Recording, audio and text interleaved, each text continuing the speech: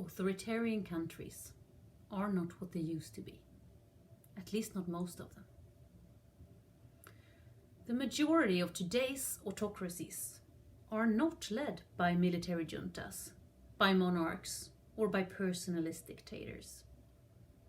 2/3 of contemporary autocracies hold elections, in which they allow more than one party to participate. Those who are elected become representatives in parliament.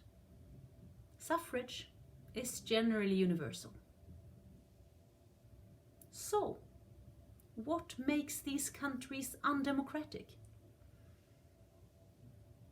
The ruling party keeps the playing field skewed to such an extent that there really is no chance for other parties to take power.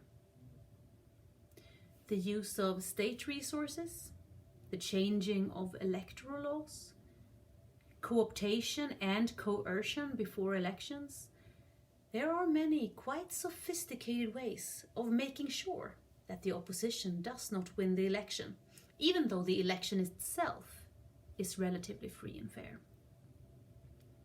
Research has investigated the toolbox used by autocratic leaders to stay in power, and this toolbox is sometimes called the menu of manipulation. Autocrats are very innovative, and they are often one step ahead of researchers. There is one item on this menu of manipulation that we as researchers may have missed, but that autocrats may have used for quite a long time. And that is gender equality. 25 years ago, the World Conference on Women took place in Beijing. World leaders came together to improve the rights of and the influence of women, and they agreed on a roadmap to do so. One major concern was the lack of political influence of women around the world. And since then, things have radically improved, at least on paper. Over 5,000 women have since entered national politics, and we have gone from 12% of women in parliaments to 25%. This is largely due to the adoption of electoral gender quotas, one of the largest electoral reforms of our time. About 100 countries now have quotas in some form. And the interesting thing is that these quotas are most likely to be adopted by the new type of autocracy, democratic in form, but with an extensive menu of manipulation.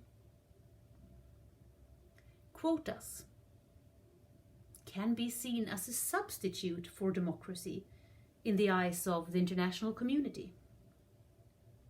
Quotas can be designed to benefit the ruling party.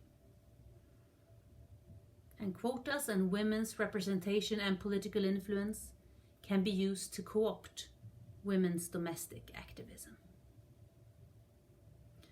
So while these gender equality gains are both welcome and impressive, we need to look at them with some sound skepticism.